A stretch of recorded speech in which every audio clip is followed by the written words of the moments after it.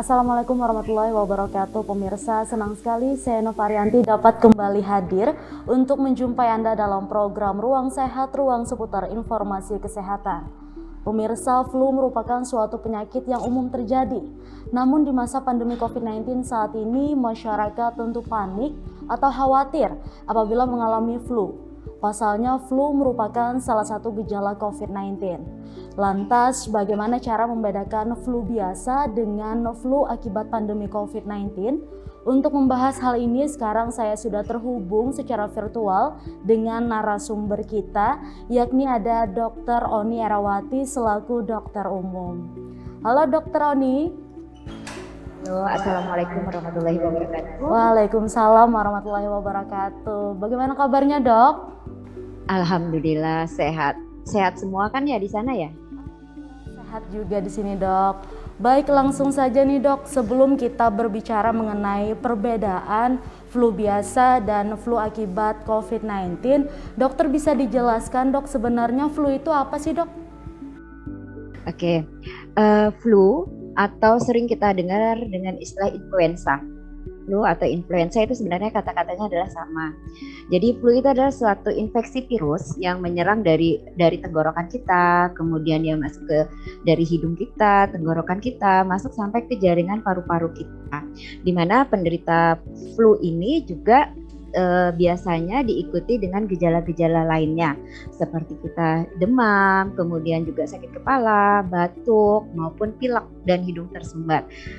Tapi juga flu ini juga sangat mudah menular ya, jadi menular kepada orang lain di sekitar kita. Biasanya waktu penularan itu terutama pada 3-4 hari pertama setelah seseorang itu terinfeksi virus influenza tersebut atau flu tersebut. Penyebabnya sendiri apa nih, Dok? Entah dari virus kah atau seperti apa nih, Dok? Jadi flu itu adalah disebabkan oleh virus ya, virus yang dimana dia termasuk virusnya itu adalah virus influenza. Dia genusnya adalah genus Orthomyxoviridae. Jadi berbeda sebenarnya virus ini dengan virus COVID sebenarnya. Cuman gejalanya itu mirip dengan COVID-19. Untuk virus ini sendiri dapat dari mana, Dok? Apakah karena pengaruh cuaca atau seperti apa? Oh iya, jadi apalagi pada masa pancaroba sekarang ya, pancaroba sekarang ini di mana orang dengan kondisi iklim kita yang nanti panas, nanti langsung hujan, itu sangat kondisi yang bagi kita itu adalah menurunkan sistem imun kita salah satunya. Dan di sini adalah virus ini dia itu berterbangan dengan mudah sekali. Jadi ketika orang bersin, terus kita yang di sekitar terhirup dengan virusnya tadi atau percikan liur ketika kita bersin atau batuk, itu masuk melewati saluran hidung kita, saluran tenggorokan kita sehingga dia masuk ke dalam. Nah, bisa juga lewat dari kita tangan kita. Jadi ketika kita memegang sesuatu benda yang mana benda itu terkena percikan dari air liur ataupun kita bekas dari bersinnya tersebut. Jadi mudah sekali untuk, kan kita tanpa sadar terkadang ada apa gitu, pegang-pegang, nah terus pegang lagi ke hidung atau ke mulut, nah itu bisa masuk lewat situ. Jadi dia menularnya adalah kontak lewat dari air liur atau kita itu langsung dari bahan-bahan yang keluar dari penderita tersebut lewat percikan. Yeah. Tapi ketika seseorang ini, Dok, terkena flu lalu batuk pilek, nah itu apakah ada hubungannya seperti itu, Dok? Jadi kalau flu dengan batuk pilek itu sebenarnya adalah tadi kan dibilangin bahwa kalau flu atau influenza itu disertai dengan batuk dan pilek. Jadi flu itu beda sekali dengan pilek itu sendiri. Jadi memang sesuatu hal yang sangat berbeda. Jadi kalau flu itu gabungan dari gejala-gejala yang ada. Antara batuk pilek biasa itu dia beda karena biasanya batuk pilek itu cenderung ringan. Sedangkan kalau yang disebut dengan flu influenza ini dia memang agak lebih parahan dari segi gejalanya. Sangat berbahayakah bagi tubuh, Dok? Kalau kita terkena suatu flu atau influenza itu kan terkait dengan imunitas tubuh kita salah satunya. Jadi ketika imunitas kita memang sangat rendah, otomatis juga gejala akan semakin lebih parah. Jadi biasanya kalau batuk pilek itu bisa sembuh dalam 3 hari yang biasa. Common cold, kata orang bilang common cold. Batuk pilek biasa. Itu beda dengan flu di sini. Flu di sini biasanya gejalanya lebih parah, bisa sakit kepala. Kalau orang batuk itu bisa kayak nyetung ke kepala dia kita ikut sakit. Nah dia lebih parah. Kalau yang batuk pilek biasa itu tidak mempengaruhi ke kondisi tubuh, rutinitas biasa saja dianya. Cuman kalau yang memang flu influenza pegel semua, badan sakit semua sehingga dia mengalami gangguan untuk aktivitas sehari-harinya. Dan ini bisa bertambah parah dengan berjalannya dengan kondisi flu tersebut. Jadi virus tersebut tersebar di dalam darahnya, dia akan semakin sakit. Oke, namun secara umum berapa lama waktu misalkan seseorang ini terkena flu, Dok?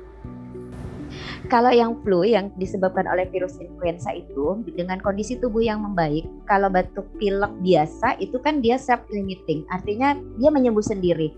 Meskipun kita tidak lakukan terapi apa-apa dengan kondisi menjaga imunitas saja, istirahat yang cukup, minum air hangat yang banyak, itu bisa sembuh. Sedangkan kalau flu di sini dia memang membutuhkan sesuatu untuk terapi, artinya mungkin dia memerlukan paracetamol untuk obat demamnya, selain istirahat yang cukup. Biasanya waktunya di sini adalah 5-7 hari. Dia akan menyembuh. Bisa juga dia akan memperpanjang sampai lebih dari 2 minggu dan itu harus diperiksa oleh dokter. Tapi umumkah flu ini terjadi di semua usia, Dok? Iya. Flu ini umum sekali terjadi dan ini apalagi pada masa-masa sekarang. Artinya masa pancaroba ini kita semua dalam kondisi yang juga sekarang ini, jadi dari bayi sampai orang dewasa itu mudah sekali tertular flu ini. Untuk bayi sendiri ternyata mudah tertular flu juga ya, Dok? Iya, karena daya tahan tubuhnya, imunitasnya yang sangat rendah. Sama dengan anak, ibu hamil dan ibu menyusui juga sangat mudah terpapar flu ini. Baik, Dok, kita akan melanjutkan perbincangan kita lagi, Dok, namun kita perlu jeda sejenak. Oke. Ya pemirsa, pastikan Anda jangan kemana-mana karena setelah ini kita akan melanjutkan perbincangan dengan Dr. Oni. Jadi tetaplah di Ruang Sehat, ruang seputar informasi kesehatan.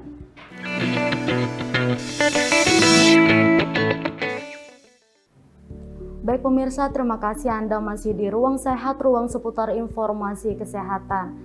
Baik, kita melanjutkan perbincangan dengan Dr. Oni mengenai kenali perbedaan flu biasa dan flu COVID. Nah, baik Dr. Oni melanjutkan perbincangan kita. Kita tadi kan sudah membahas mengenai apa itu flu serta penyebabnya. Nah, flu juga kan menjadi tanda seseorang terkena COVID begitu, Dok. Lantas bagaimana membedakan antara flu biasa dengan flu akibat COVID ini, Dok? Oke.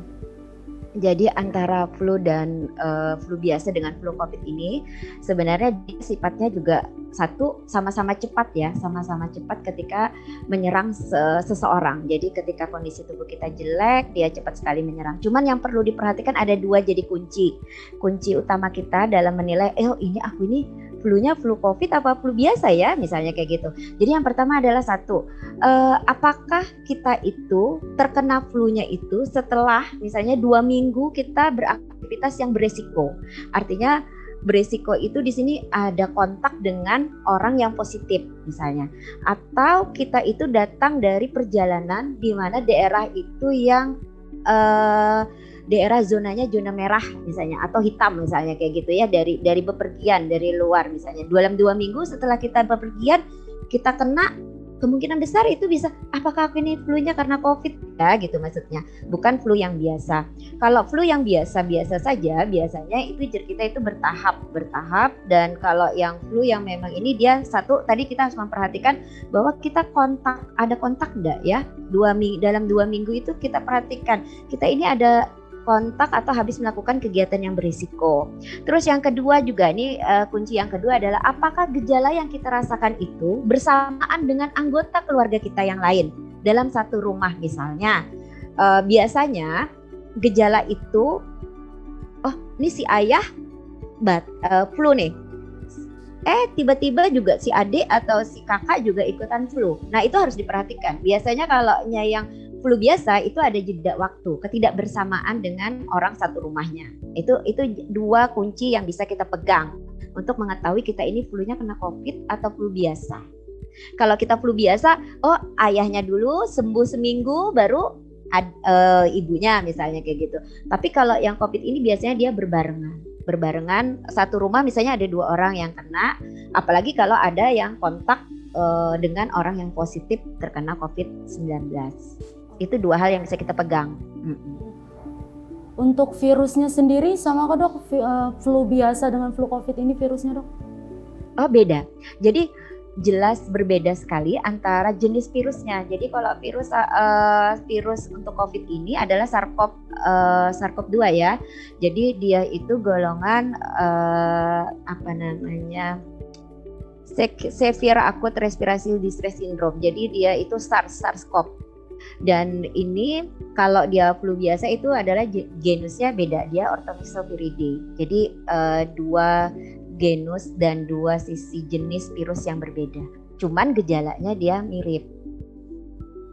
Namun untuk mengetahui itu perlukah kita melakukan tes lebih lanjut atau seperti apa dok? Ya, jadi begini. Apalagi pada masa pandemi sekarang ini ya. Jadi itu hal yang sangat kita terkadang kita miris ketika mendengar masyarakat kita yang tidak mau dilakukan tes atau deteksi. Apabila ada masyarakat kita yang sudah dengan sendirinya dia memeriksakan diri, artinya itu alhamdulillah dia aware terhadap dirinya. Sebenarnya tes ini sangat diperlukan, artinya untuk membedakan dia memang terkena COVID atau tidak.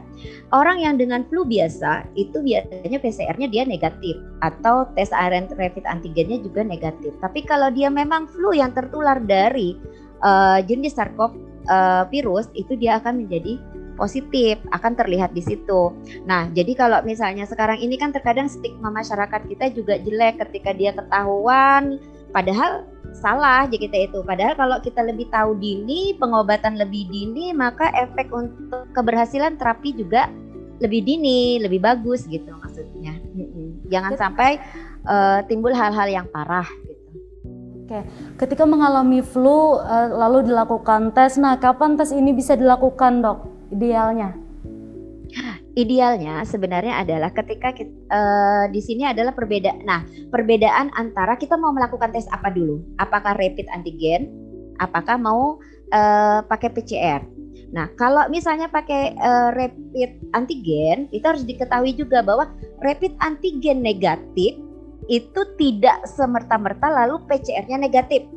Jelas tidak. Tapi kalau antigennya itu positif, maka kemungkinan besar PCR-nya akan positif. Mengapa demikian? Itu adalah dari CT yang sensitivitas dari circle turbulennya dari virus tersebut. Jadi CT-nya itu yang berbeda. Jadi ketika kita melakukan tes itu idealnya adalah ketika pertama kali hari pertama kita habis kontak dengan orang tersebut, misalnya orang kontak positif, kontak erat, kita diperiksa hari pertama. Ketika rapidnya itu negatif, tapi kita bergejala, maka ulang lagi di hari ketiga. Hari ketiga atau hari kelima. Itu biasanya akan terlihat jika memang dia positif. Tapi ketika kita misalnya kita itu di waktu hari ketiga itu dinyatakan sudah positif, biasanya ketika kita tindak lanjuti dengan PCR, dia akan positif. Jadi kalau idealnya memang 3 hari, 5 hari, 7 hari itu bisa kita lakukan. Jadi kalau misalnya hari pertama kita kontak belum tentu positif loh ya. Belum tentu positif karena kan dia memerlukan waktu untuk terjadi inkubasi dulu gitu. Oke. Selain flu kan ada juga nih dok, batuk kan merupakan salah satu gejala COVID juga. Nah, gimana untuk membedakan antara batuk biasa dengan batuk COVID dok? Oh iya, jadi batuk biasa. Terkadang orang batuk itu ada batuk yang batuk kering, artinya dia tidak menghasilkan lendir. Ada yang batuk berdahak, itu yang grok-grok terkadang itu. Batuk biasa itu bisa terjadi karena iritasi makan saja, misalnya gitu kan. Biasanya disertai dengan rasa gatal di tenggorokan, menggelitik maksudnya kayak menggelitik. Nah kalau batuk karena COVID ini dia itu terjadi karena inflamasi atau peradangan. Nah dengan adanya peradangan inilah dia menimbulkan sesuatu yang rasa tidak nyaman di tenggorokan dia akan terlibat batuk. Batuknya itu pertamanya adalah batuk kering yang sifatnya dia cenderung persisten itu terus menerus dulu. Kayak bahasa Banjarnya apalah, kuhul-kuhul aja kita itu. Kayak bahasa kayak kai-kai gitu loh, kayak kuhul-kuhul, dan itu cenderungnya sakit. Semakin lama gejalanya itu dibiarin, maka ketika perjalanan penyakit itu semakin membuat peradangan yang lebih luas, maka itulah yang menimbulkan kenapa jadi orang itu batuknya kering tapi sesak gitu. Karena apa? Karena dia inflamasinya itulah yang membuat dia sesak sebenarnya. Jadi ketika orang sudah merasakan terkena COVID itu satu kali aja, kalau dia bergejala, munjer kita itu jarak kada hendak lagi kena, mun kawat tuh kada kena lagi. Tapi kalau orang yang kena COVID tapi dia asimptomatik atau tidak bergejala sih dia cuek-cuek saja, santai-santai saja karena dia tidak merasakan keluhan yang bermakna. Biasanya cuman anosmia atau gangguan penciuman saja dan itu tidak terlalu berat buat dia. Tapi bagi kita yang sudah pernah kena dan itu bergejala, itu sangat berat. Jadi terus terang ketika hal itu terjadi, istilahnya kita batuk itu sakit. Sekali batuk tapi sangat sakit di dada ini. Belum lagi napas kita yang agak sesak ketika dia perjalanannya sudah luas. Nah makanya disinilah perlunya masyarakat, ayo kalau ada batuk pilek segera diperiksakan. Jangan takut dengan stigma masyarakat, oh ini lalu dijauhi dan lain sebagainya. Tidak, tapi dengan pengobatan yang lebih dini itu akan bisa kita meningkatkan harapan kesembuhan yang lebih baik gitu maksud saya. Saya bergejala misalnya, saya bergejala tapi tidak sesak banget, cuman batuk-batuk, tapi lama-kelamaan dia sesak. Nah itu akan nanti semakin dengan sesak itu orang semakin khawatir ketika kondisi tubuh semakin jelek, depresi, stres, mikirin sakitnya, apalagi mikirin stigma masyarakat. Nah tambahnya ngedrop dan itu tambah parah, nanti tambah susah diobati. Baik, ini dok, hilangnya indera penciuman juga hal yang lumrah dok ya terjadi ketika mengalami flu biasa. Nah dan orang yang terpapar COVID ini juga kan mengalami gejala hilangnya penciuman dok. Lalu bagaimana membedakan itu dok? Oh iya, Mbak, kalau disebut lumrah itu sebenarnya sih sesuatu hal yang tidak mengenakan meskipun hal biasa. Tapi kalau kita sudah pernah kena COVID dengan hilangnya penciuman itu tiba-tiba terjadi. Tiba-tiba, jadi awalnya kita cium-cium saja biasa-biasa. Tapi ketika tiba-tiba hilang, plek, memang tidak merasakan ciuman apa-apa. Itu kalau ulun pribadi, itu adalah nikmat Allah yang sangat besar yang kita hilang pada saat itu. Dan kita sangat takut. Kalau flu biasa, itu dia hilang penciuman, tapi penciumannya itu bertahap. Maksudnya itu kada tapi jelas-jelas banget hilangnya dan nanti juga bisa ada hilang, kada, tapi akhirnya nanti hilang, tapi tidak seperti COVID. Beda banget antara hilang penciuman COVID dengan flu biasa. Dan waktunya lebih lama kalau hilangnya karena COVID. Bisa sampai 1 minggu baru bisa kembali penciuman itu. Kalau untuk pengerasa gimana dok? Sama. Jadi ada orang yang COVID ketika hilang penciumannya, dia sekaligus hilang perasa lidah kecapnya. Jadi kada merasa manis, kada merasa asin. Jadi makannya kayak apa? Kada berasa hambar lah rasanya kayak gitu. Tapi ketika orang ada juga yang istilahnya dia cukup hidungnya saja yang tidak merasa, tapi makannya tetap bagus, itu lebih baik. Karena kalau yang hilang pengecap, hilang penciuman itu biasanya lebih parahan. Karena apa? Ketika kita makan tidak berasa apa-apa, kita itu nafsu makan pasti akan turun dengan begitunya. Dan itu kondisi tubuh kita kan akan semakin menurun ketika kita tidak dapat asupan apa-apa dari luar. Nah jadi ketika kita hilang penciuman, tapi kalau makan kita bagus, insya Allah juga lebih cepat bagusnya. Ada hal yang bisa dilakukan kah dok, misalkan kita mengalami hilangnya penciuman dan perasa ini dok?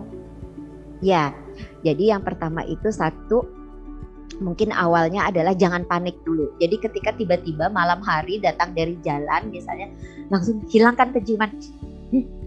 Terus ketakutan dengan tiba-tiba, dan itu kita itu sangat berefek yang tidak bagus. Artinya dia semakin panik, maka rasa penciumannya itu nanti akan menjadi bias. Ini memang hilang apa memang karena paniknya? Tapi kalau seandainya memang dia sudah santai, memang hilang, maka kita bisa melakukan hal-hal yang pertama. 1, kita bisa melakukan cuci atau bilas hidung kita. cuci atau bilas hidung ini adalah dengan menggunakan yang paling mudah kalau tidak ada NaCl 0,9% ya, yang biasa dijual bebas aja, bisa dibeli tanpa resep, atau kita pakai air biasa juga enggak apa-apa, cuman airnya harus bersih. Seperti kita waktu kita mau sholat, kata berwudu itu dimasukkan ke hidung, didiamkan dulu baru dipaus, dikeluarin. Cuman kalau pakai yang disemprotkan, itu disemprotkan ke hidung dengan posisi miring. Jadi kita miring, habis itu disemprotkan, nanti dia akan keluarnya dari yang kita semprotkan di sini, dia akan keluarnya ke sebelah sini. Jadi itu adalah membilas partikel-partikel yang masuk ke hidung kita. Tapi jangan berharap satu kali melakukan langsung bisa bagus, tapi itu dilakukan berulang kali. Kemudian juga kita bisa dengan penguapan. Penguapan tuh di model kayak betimung, tapi timung wajah saja misalnya. Jadi kayak ditutupin pakai handuk, kemudian kita uap air, kita pelan-pelan dihirup, kemudian dikeluarkan pelan-pelan santai ya. Itu bisa dilakukan selain dengan obat. Oke, Dok, kita akan melanjutkan perbincangan lagi, Dok. Namun kita perlu jeda sejenak nih. Oke, baik. Baik pemirsa, jangan kemana-mana, tetap di Ruang Sehat, ruang seputar informasi kesehatan.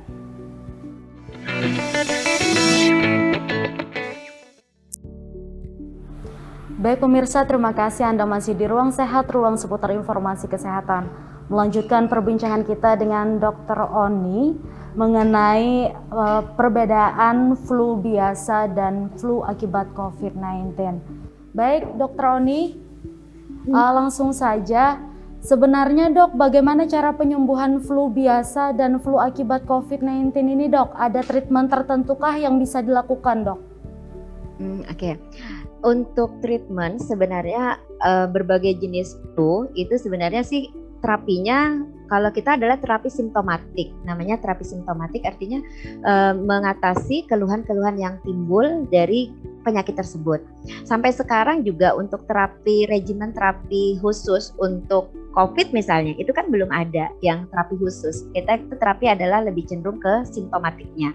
Jadi kalau misalnya dia lagi demam, maka dikasih misalnya jenis golongan paracetamol. Kemudian kalau dia lagi flu, bisa diberi golongan-golongan obat-obatan flu, dan ini perlu untuk dikonsultasikan ke dokter.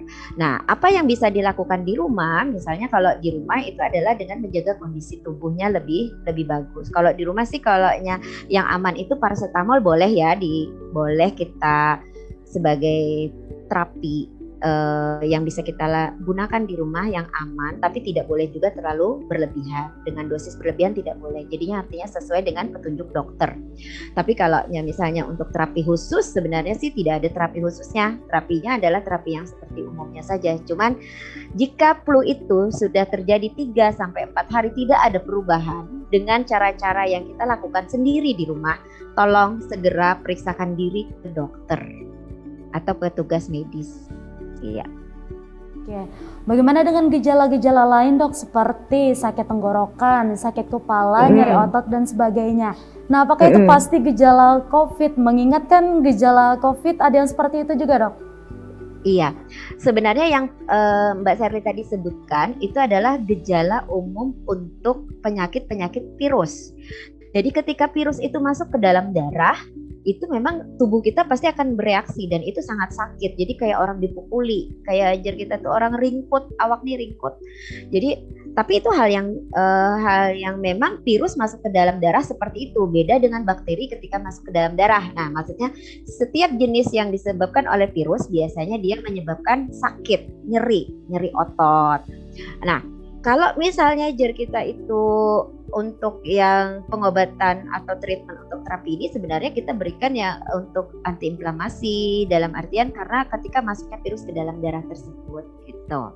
Jadi itu lumrah kalau kita sakit demam tinggi misalnya gitu kan, disebab karena demam berdarah juga mah sakit badan semuanya, pegel-pegel iya, semuanya sama. Apa yang harus dilakukan masyarakat ketika mengalami gejala-gejala tersebut yang diduga COVID nih Dok? Nah, karena kan kebanyakan masyarakat tentunya langsung merasa panik begitu ya? Iya, jadi mungkin yang perlu kita lakukan sekarang ini adalah merubah mindset kita dulu untuk masyarakat kita, bahwa Satu, penyakit ini adalah bukan suatu penyakit yang perlu ditakuti seperti bully, maksudnya gitu tidak. Tapi bagaimana caranya masyarakat itu mencegah supaya tidak terkena penyakit tersebut. Jika memang sudah terkena, kita sudah menjaga protokol kesehatan dengan baik, misalnya gitu kan. Karena tidak ada yang bisa kita lakukan lagi selain melakukan memang protokol kesehatan secara baik dan disiplin.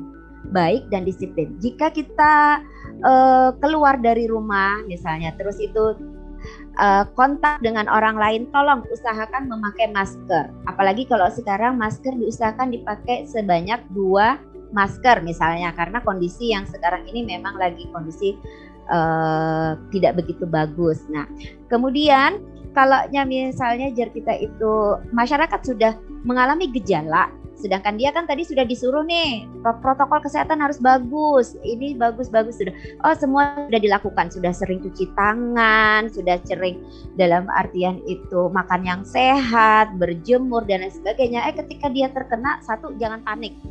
Yang kedua, dia harus konsultasi kepada petugas kesehatan. Jangan bertanya kepada orang yang tidak tepat.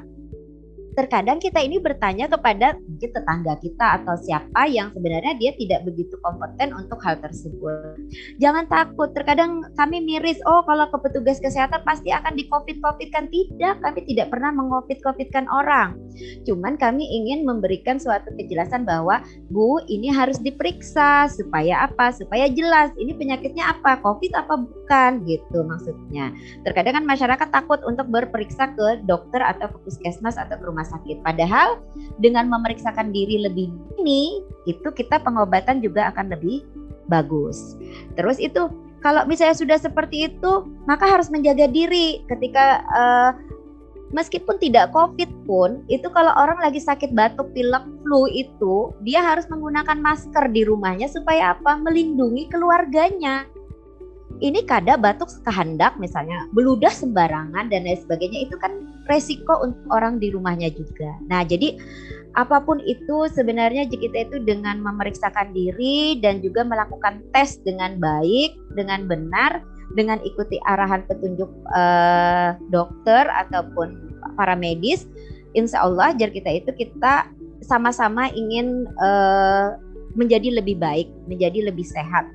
Kita bisa menuntaskan pandemi yang sekarang ini terjadi, memutuskan rantai penularannya adalah dengan memeriksakan diri dan mematuhi protokol kesehatan dengan baik. Baik, terakhir nih Dok, mungkin ada himbauan atau pesan yang ingin disampaikan kepada masyarakat nih agar lebih berhati-hati terhadap penularan COVID-19. Silakan Dok. Iya. Kepada Bapak, Ibu, adik, kakak, kai-kai, nini dimanapun Bu Hanpian berada, satu, tolong jaga diri, jaga kesehatan, tingkatkan daya tahan tubuh dengan makan makanan yang bagus, ikuti apa yang disarankan, misalnya disuruh berjemur, terus itu juga kita jangan lupa protokes kita 5M kita ditambah 6M dengan vaksinasi, tolong dilaksanakan, jangan berkerumun, di rumah saja, terus itu gunakan masker, tidak cuma pada saat sakit tapi juga pada saat Bu Hanpian keluar dari rumah. Jangan membuka masker pada saat di keramaian orang banyak, dan juga tolong kita di rumah saja, bahwa pandemi ini tidak akan bisa berakhir dengan cepat jika tidak didukung oleh seluruh lapisan masyarakat untuk menggunakan protokol kesehatan dengan baik dan disiplin. Mungkin itu saja. Jika sakit dengan gejala yang paling ringan pun tolong konsultasikan dengan dokter lebih cepat. Insya Allah juga akan lebih baik hasilnya daripada didiamkan di rumah dan kita menutupi penyakit kita. Oke, itu saja. Baik, terima kasih Dokter Oni atas informasi yang diberikan hari ini. Semoga bermanfaat tentunya bagi masyarakat, Dok ya. Amin. Oh ya, Mbak Seri, satu, kita untuk Puskesmas Keluas sendiri itu sebenarnya ada yang disebut dengan kita inovasi untuk Tanjung Bersinar. Artinya Tanjung Bersinar itu tanya, jaga, dan kita lindungi para penyintas COVID. Artinya para orang-orang yang sudah pernah kena COVID, tapi dia masih mengalami gejala long COVID namanya. Dia masih merasakan lemah, lesu, letih, dan lain sebagainya. Bisa dikonsultasikan lewat WhatsApp di tempat kami. Jadi tidak perlu malu karena data Bu Hanpian itu istilahnya tersimpan rapi, dirahasiakan, tapi ini untuk kebaikan pian, untuk bisa menjalin aktivitas kehidupan lebih baik lagi. Jadi silahkan, karena long COVID ini juga banyak yang terjadi di masyarakat kita. Oke, baik. Terima kasih Dokter Roni. Sama-sama. Baik, ya pemirsa, sekian Ruang Sehat episode kali ini. Semoga informasi yang kita dapat bermanfaat bagi kita semua. Saya Nova Arianti, mewakili kru yang bertugas, pamit undur diri. Wassalamualaikum warahmatullahi wabarakatuh.